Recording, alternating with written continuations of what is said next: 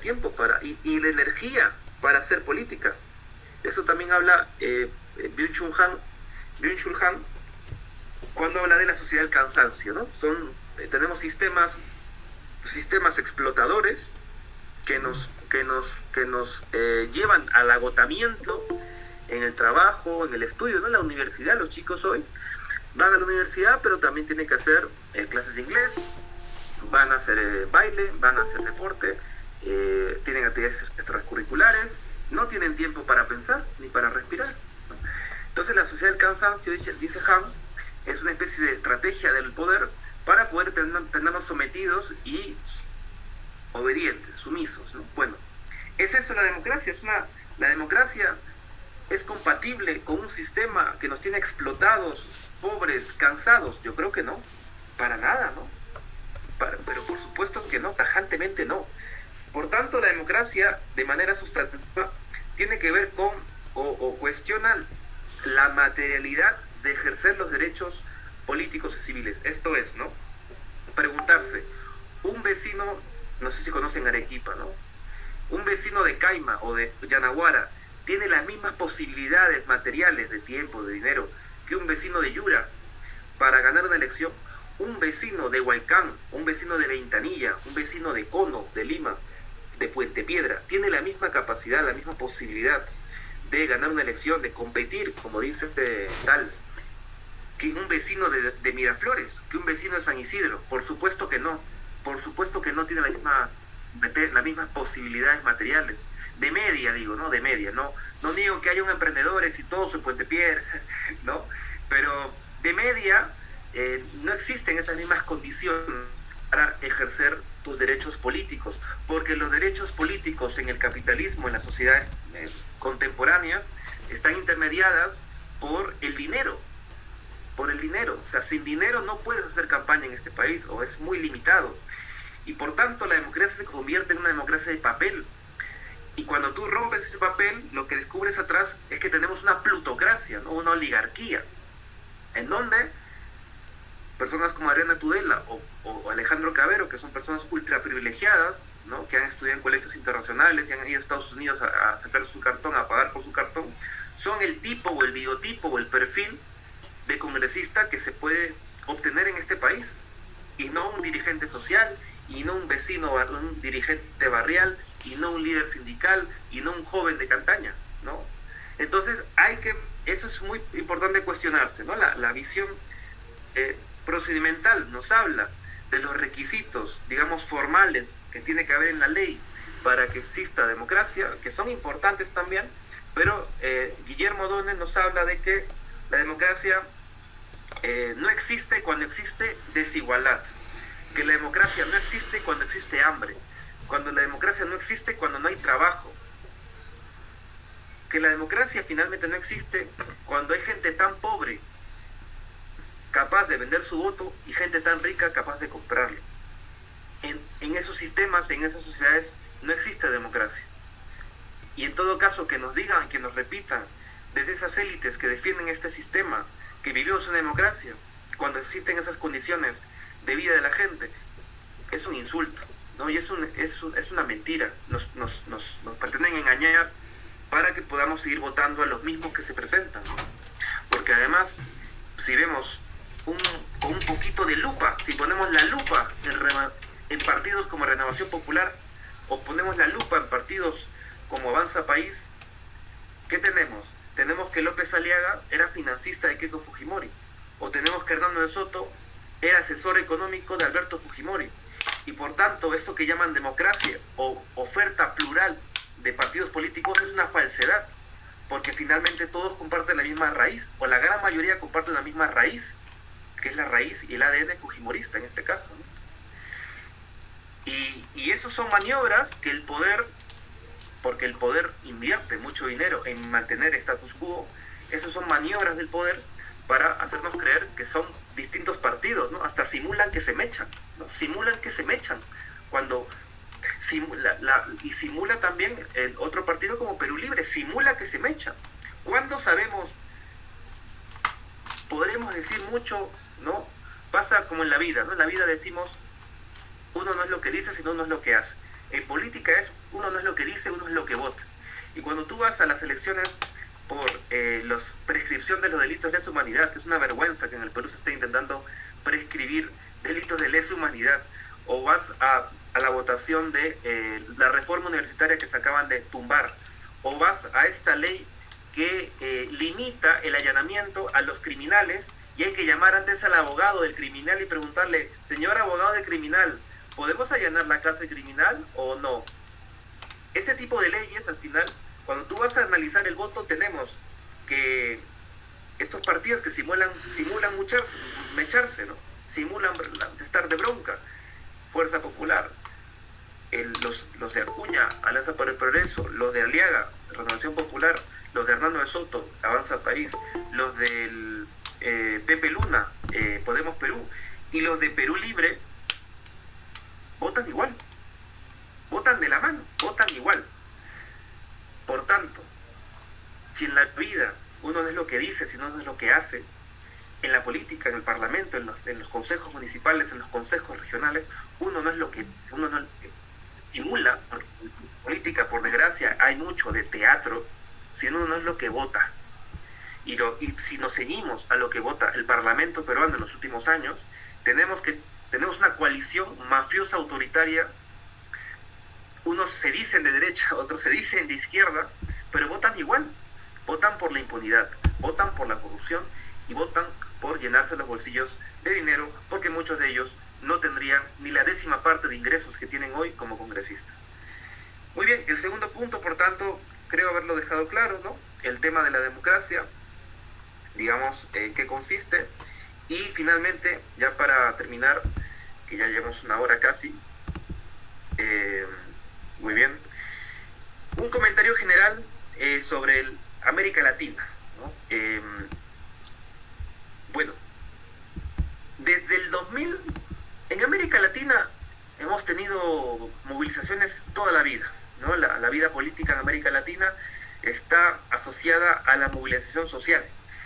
No obstante, en los últimos años creo que esta dimensión se ha intensificado, y tenemos que en América Latina, por ejemplo, tenemos distintos escenarios de alta movilización. Por ejemplo, en Bolivia en 2019, tras el golpe de Yanina Áñez a Evo Morales, en Colombia también en 2020, 2021, Colombia también con estas movilizaciones contra el gobierno de Uribe, me parece. Pero lo que más sorprende, lo que nos debe llamar la atención, no, que al final las movilizaciones son sintomáticas de desafecto, de descontento, es la novedad, creo yo, en los últimos años, es la nueva presencia o la vuelta de los autoritarismos, de los golpismos y la extrema derecha, ¿no? Entonces, tenemos un Milei que además es muy popular, digamos, es pues más popular ahora mismo más fuera que dentro de Argentina. Creo que ha perdido muchos apoyos muy rápido en los últimos meses, Javier Milei, y un discurso en el cual plantea la destrucción del Estado, ¿no? Incluso la destrucción del Estado, como si el Estado fuera el problema y no el sistema o las lógicas gobernantes. Intentos de golpes de Estado, de desestabilización en los últimos años también, ¿no? En el Perú tenemos presidentes que han llegado a ser presidentes sin pasar por las urnas, digamos, con unas transiciones más democráticas que otras, ¿no?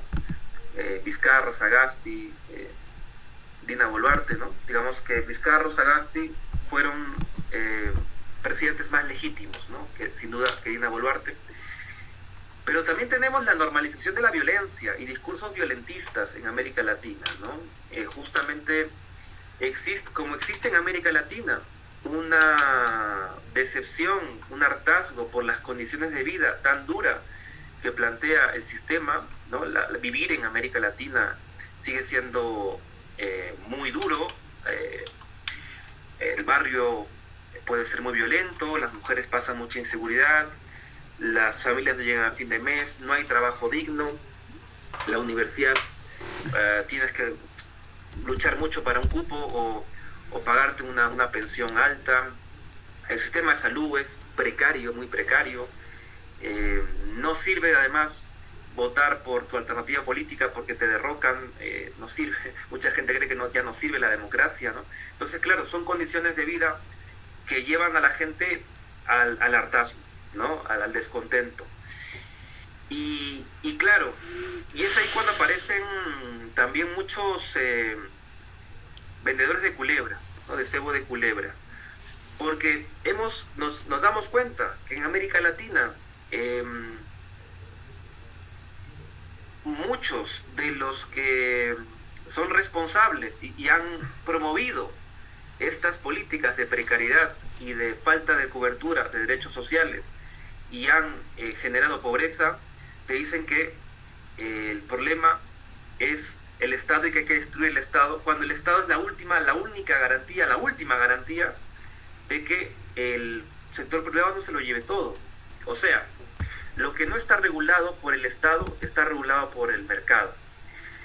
Y en América Latina, a partir de los 90, hemos tenido políticas de privatización bastante extremas que han privatizado derechos. Y por tanto, el derecho a la salud, el derecho a la educación, ya no es una cuestión de derecho, sino una cuestión de mercado, una cuestión de capital, una cuestión de activo, de consumo, de una lógica, que entramos en una lógica de cliente, y el que puede pagarlo, y el que no puede, pues se queda sin salud. Y claro, esto es muy peligroso, porque claro que hay muchas cosas que funcionan mal en el seguro social, claro que hay cosas que funcionan muy mal en el sistema educativo, pero cuando tú tienes una casa, bueno, una casa quizás que se ha envejecido, una casa que se ha roto la ventana, no la destruyes, no la botas, o no la malvendes, como pasó en el Perú con Fujimori, no malvendes todo, ¿no? Quizás vendes algunas cositas, pero no malvendes todo, sino que haces reformas, porque es tu casa, porque es ahí donde vas a poder criar a tus hijos, descansar. Y en el Estado peruano es como una casa, y el Estado se malvendió en los 90, en América Latina entramos en una época de neoliberalismo salvaje, cuando cuando debimos, en mi opinión, es reformular y reformar el Estado para poder garantizar derechos, porque el fin último del Estado es el bienestar general. Y hoy, esos mismos que estuvieron de acuerdo con esas políticas de privatización y de precarización de la vida social, nos dicen y nos vuelven a decir que el problema es el Estado y que hay que reducir el Estado y que hay que destruir el Estado, cuando el Estado más bien hay que renovarlo, reformarlo, refundarlo para poder tener estados que no sean controlados, manejados al antojo de una élite, de una oligarquía, de una minoría, sino que tengamos estados democráticos. El desafío en América Latina no es un tema tanto del Estado, del diseño estatal, que también creo que hay que luchar y conseguir, es una plena democracias reales en las cuales, en primer lugar, la gente viva mejor y dignamente, la gente tenga trabajo, tenga vivienda, tenga seguridad y tenga también tiempo libre para poder participar en política y ejercer sus derechos y sus deseos de cambiar en la dirección que deseen cambiar sus proyectos de vida y también la vida colectiva. Una vez que tengamos eso, podremos evidentemente estar en mejores condiciones para poder disputar el poder con las élites tradicionalmente gobernantes y conseguir un Estado democrático, un Estado que no solamente rinda cuentas y esté controlado por estas élites tradicionales, sino un Estado que sirva a los representantes políticos y a los propios dirigentes sociales barriales que ganan elecciones y que les dejan gobernar. Un Estado que sea, dirigido por opciones políticas más legítimas y que respondan a los intereses populares y los intereses ciudadanos. Entonces, un primer desafío más para nosotros, y con esto termino, es el luchar y poder organizarnos y movilizarnos por una verdadera democracia en la que todos y todas tengamos acceso no solamente al voto, sino a una vida digna, y esto pasa por la disputa por el poder, ¿no? Disputar el poder político. No tendremos mejor vida, o los que vienen no tendrán mejor vida, si los que estamos hoy no disputamos el poder político para gobernar y transformar el Estado. Y eso es nuestra tarea como generación. Muchas gracias. Bien, gracias Andy. Muchas gracias por su presentación. En realidad, si ustedes chicos tuvieran alguna pregunta, los invito a levantar su mano para poder hacerla.